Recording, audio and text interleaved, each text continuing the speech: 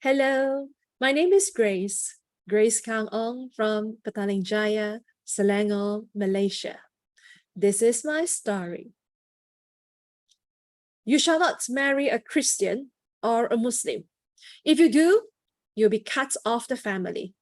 Dad told us since we were very young.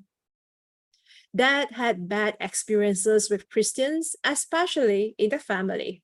When you are Christian, you cannot pray to your ancestors, so you no longer can share the same food with us.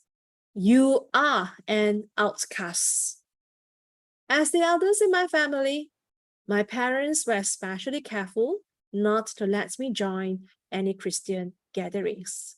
Therefore, I had been avoiding churches or Christian meetings. I started questioning about the family's religion after the passing of my grandparents.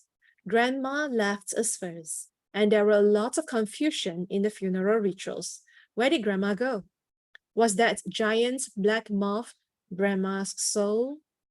Where were we burning all this paper money and joss sticks to? A few years later, Grandpa left us. This time, one of my aunts, who had just become a Christian, told us that Grandpa had gone to heaven because he accepted the Lord. She was very sure that her God was real and the rest were not. How could she be so certain? My aunt left a deep impression in me. After a few years of finding no peace from prayers and rituals, I stopped offering joss sticks to the many gods at home and the family altar too. Dad advised me to at least pray to the ancestors so they could guide me.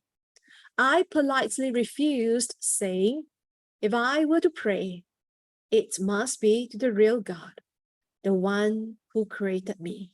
I do not want to lie to myself. Soon, I embarked on a journey to seek for the God who knew me from the very beginning.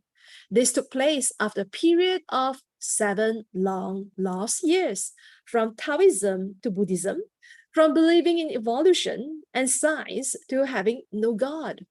As I wanted to be an obedient daughter, I started seeking within my family's religion and customs. No Christianity, no Islam. I went to newly opened temples and worship centers to speak to the monks and the founders. Who are you worshiping to? Is this the creator God?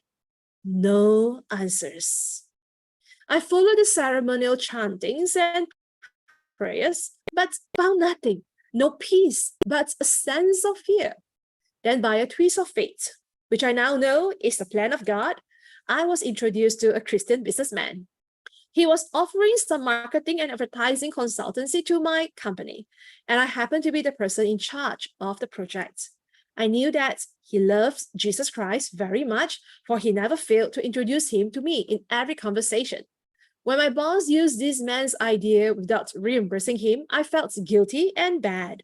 I pulled myself to his church just to meet him and to tell him to stop pitching to my company. Little did I know, that was the plan of God. That one encounter in church led me to many meetings outside church. When I was questioning about God, spiritual life, and purpose of being created in this world.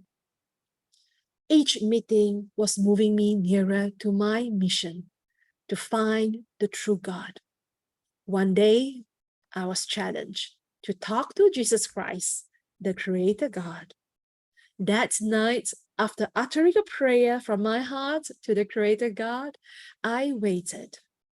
And suddenly, I was no longer alone in my room. A very big being was hugging me from the front. I felt so small and comfortable, as if I was being hugged by a giant teddy bear. Tears rolled down from my cheeks as I opened up my heart. I accepted the Lord Jesus Christ. From that moment on, my life has never been the same. My mom came to know Jesus Christ a month later. Dad accepted Jesus 2 months after my salvation. He is a God-fearing man now. The Lord continued to lead me to grow spiritually in leaps and bounds. I married a businessman who got me safe. Now my husband and I are the founding pastors, the senior pastors of FaithLine International Ministries and Urban Foursquare Church. Despite having a tight schedule in business and church work, I pursue the Masters in Divinity at Alpha Omega International College, Malaysia, because I want to be equipped theologically, biblically, and practically for God's ministry. I want to be ready wherever He sends me. I can't give to others what I don't have.